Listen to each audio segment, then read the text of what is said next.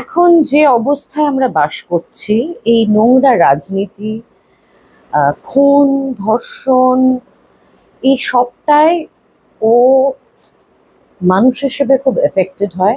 কে কি বললো তাতে কিন্তু সত্যি কিছু যায় আসে না। আমাকেও তো কত লোকে কত কথা বলেছিল এবং বলেও। এখন হয়তো মানুষ কিছুটা হলেও বুঝেছে আমায়। কিন্তু মরে যাওয়াটা কি এত সহজ? মানে লোকে তো, যারা মারা গেল তারা তো চায়নি যে তারা মারা যাক। তারা তো লন্ডনে বেড়াতে যাবে, কত কিছু প্ল্যান নিয়ে। এফেক্টেড হচ্ছে, দ্যাট ইজ ভেরি গুড। তুমি এফেক্টেড হচ্ছে মানে তোমার মধ্যে মানবতা এখনো বেঁচে আছে। আমি তো পুরো একদিনে সমাজটাকে পাল্টাতে পারবো না, ধীরে ধীরে হবে, ধীরে ধীরে হবে। নমস্কার, আমি শ্রীলেখা মিত্র, প্লেইং দি অ্যাগনি আন্ট। আমি বলেছিলাম যে তোমাদের যদি কোথাও কারোর কোনো সমস্যা থাকে, যদি মনে হয় যে আমাকে বলা যায়, আমি যদি একটু হলেও তোমাদের কোনো রকম হেল্প করতে পারি, আমার ভালো লাগবে। তো অনেকেই অনেক কিছু জানিয়েছেন। আমি আজকে পার্টিকুলার একজনের ব্যাপারে কথা বলতে চাই। তো খুবই অদ্ভুত। আমি ভাবতাম আমি বোধহয় এইসব নিয়ে ভাবি বেশি। ছেলেটির নাম সন্দীপ, বয়স 28 বছর। ও যেহেতু আমাকে ওর নামটা বলতে বারণ করেনি, তাই আমি ওর নামটা বললাম। খুবই ডিপ্রেশনে ভোগে এবং ও লিখলো যে দিদি, এর কারণটাও অদ্ভুত। তার কারণ হচ্ছে এখন যে অবস্থায় আমরা বাস করছি, এই নোংরা রাজনীতি, খুন, ধর্ষণ, এই সবটাই ও মানুষ হিসেবে খুব এফেক্টেড হয়। ওর মনে হয় যে এই সব কিছু ছেড়ে ছুড়ে ও কোথাও একটা চলে যাবে যেখানে এই নোংরামি নেই। কিন্তু তারপরে ভাবে যে ওর বাবা মা রয়েছে, বাবা মাকে ছেড়ে কি করে যাবে। এবং মাঝে মাঝে ওর সুইসাইডাল টেন্ডেন্সিও আসছে, যে আর বাঁচতে চাইছি না, মরে গেলেই ভালো হয়। আমি একটু আগে একটা অ্যান্টি ড্রাগ ক্যাম্পেইন হচ্ছিল, সেখান থেকে ফিরছি। সো বাচ্চা বাচ্চা ছেলে মেয়ে, এটা কিছুতেই ঠিক করতে পারছি না কোথায় লাগাবো। বাচ্চা বাচ্চা ছেলে মেয়ে, আমার মেয়ের থেকে ছোট মেয়ে এখন ওদের শেল্টারে রয়েছে, এরা সব ড্রাগ এডিক্টেড ছিল। আমার জন্য মনে হয় যে আমি কোথায় ছিলাম যখন এই পৃথিবীটা এরকম পাল্টে যেতে শুরু করল।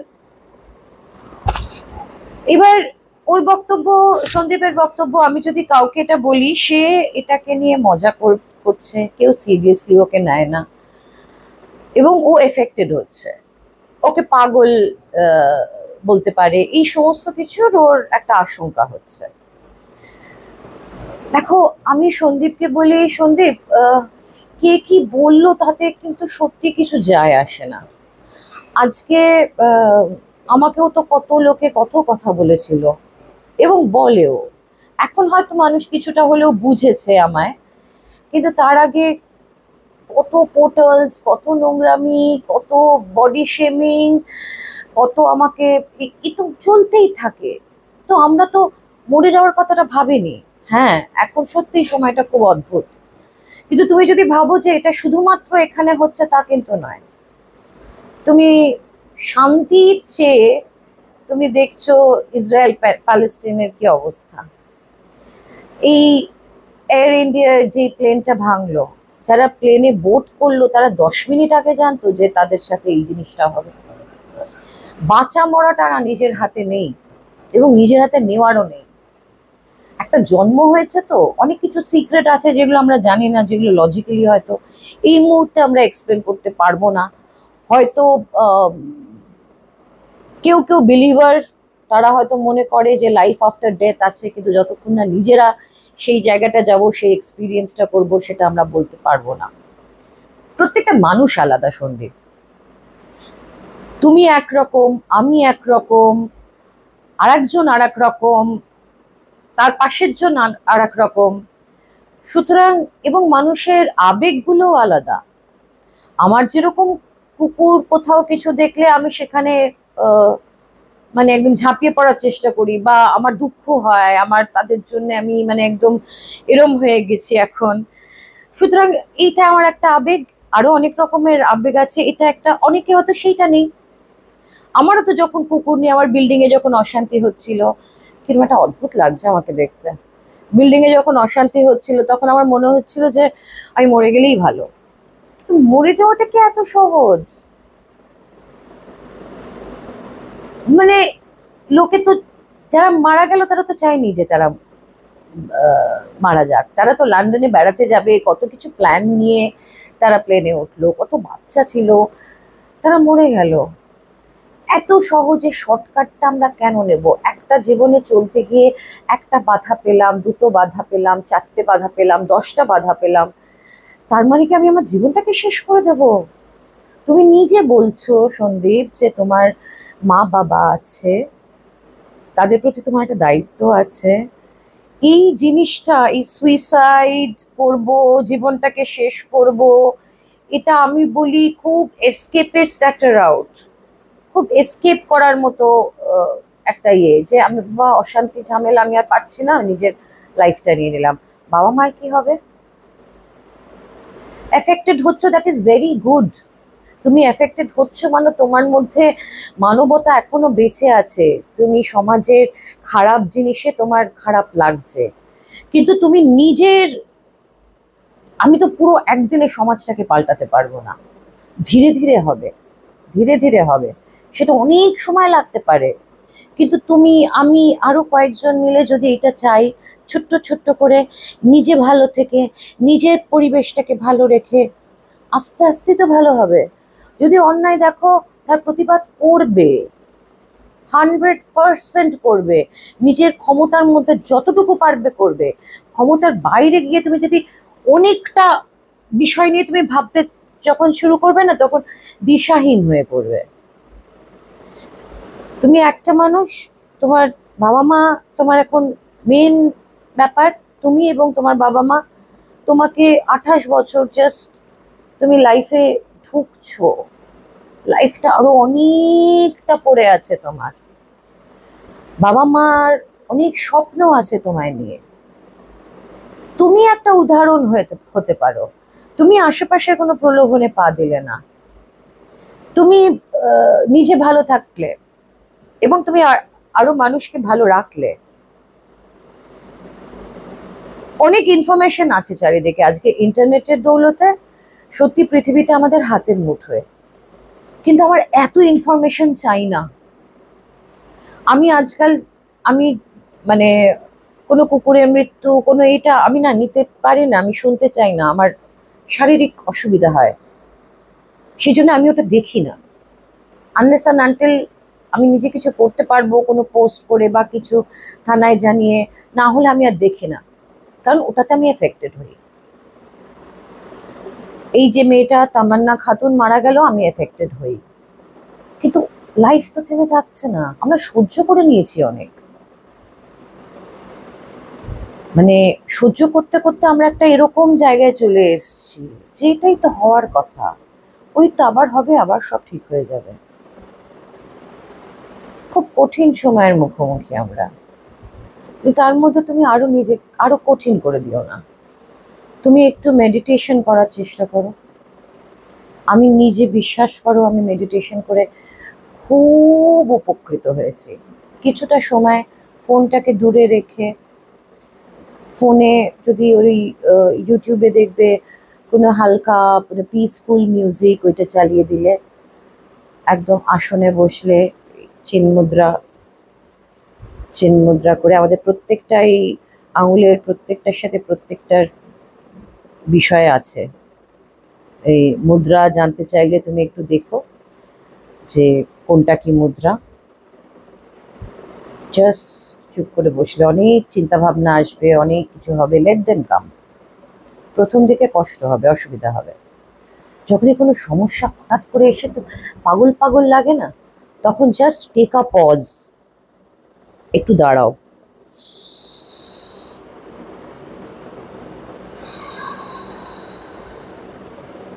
3 বার বড় বড় নিঃশ্বাস নাও।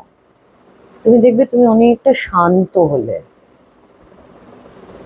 আমরা যখন খুব তাড়াহুড়োতে কিছু করি, আমার নিজের ক্ষেত্রেও হয়, আমি জ্ঞান দিচ্ছি, কিন্তু আমার নিজের ক্ষেত্রেও হয়, আমি দুম করে রেগে যাই। কোথাও কিছু অন্যায় হলে আমি দুম করে রিয়াক্ট করে ফেলি। এটা আমার বাবার ছিল, আমারও হয়েছে। কিন্তু ওইটাকে আমাকে অন্যভাবে ট্যাকল করতে হবে আমার মানসিক শান্তির জন্য। সো এইটা তোমাকে ভাবতে হবে। তুমি আমাকে জানালে, তুমি কিছুদিন প্র্যাকটিস করো, কোনোদিনই মরার কথা ভাববেই না।